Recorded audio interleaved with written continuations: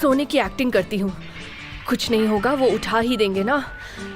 पता नहीं मेरे साथ क्या होने वाला है।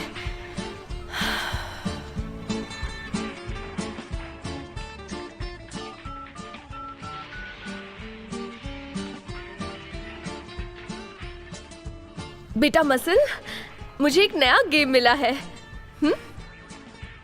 मैं एक जानवर की आवाज निकालूंगी और तुम्हें बताना होगा कि वो कौन सा जानवर है, ठीक है ना?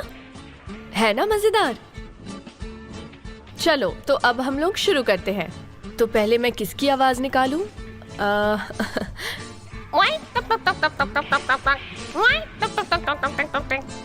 ये कौन सा जानवर है? ये एक मुर्गी है मसल। अब दूसरे जानवर की आवाज निकालती हूँ। हाँ,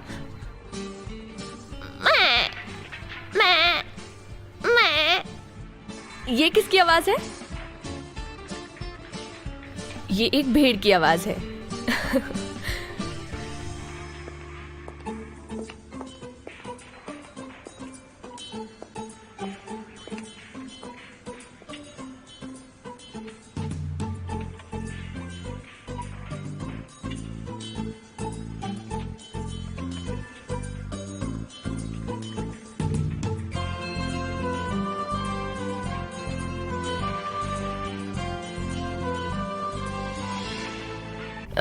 अब मैं क्या करूं? समझ गई। चलो अब तुम्हारे नहाने का वक्त हो गया है। ये इसके नहाने का वक्त नहीं है। तो फिर पार्क चलते हैं मसल।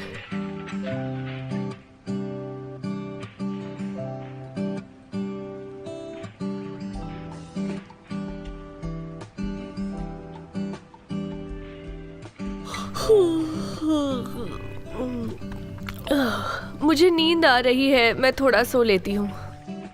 तब तक तुम अपने डैड के साथ थोड़ा वक्त बिताओ मसल।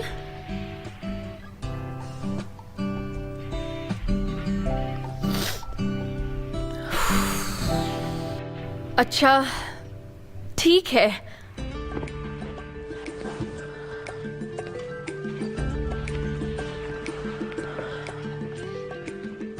डांटिए मुझे, जो कहना है कह दीजिए, अब आपको पूरा हक है। स्टडी रूम में आ जाओ।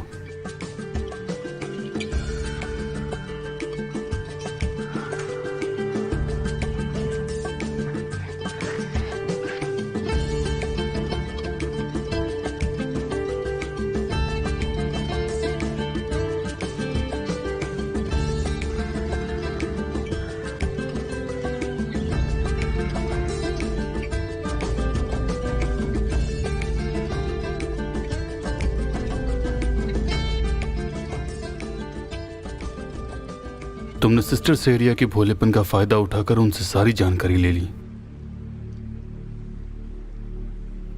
हाँ मिस्टर कैमल, मैंने। मुझे पता है कि तुम्हारे इरादे गलत नहीं है।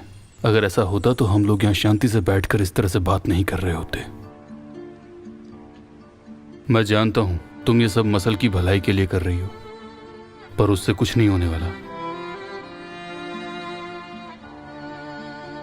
पुराने जख्म कुरेदने से हम में से किसी का भला नहीं होगा। मसल की हालत और बिगड़ सकती है, शायद वो हम में से किसी को पसंद भी ना करे। उसकी मां से मिलने के बाद बहुत कम चांस हैं उसके ठीक होने के। मैं फिर से जिंदगी की इस मोड़ पर ये खतरा नहीं उठा सकता।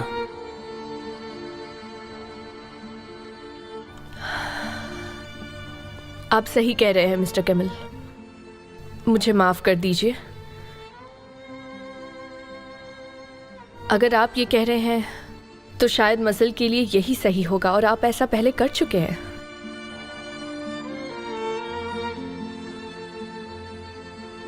मैंने अपनी सारी हदें पार कर दी।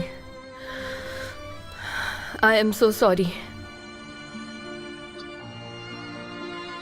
जैसा कि मैंने कहा, कि तुम्हारे इरादे गलत नहीं है, तो इस मामले में मुझ पर भरोसा करो।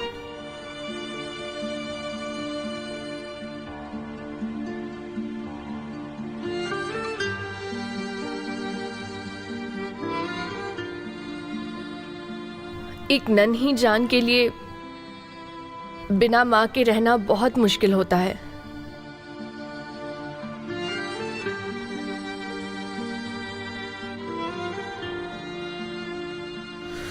और इस बात को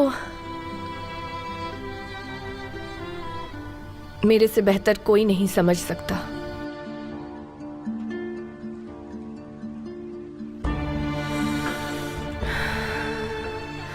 खैर, अब ऐसा कभी नहीं करूंगी।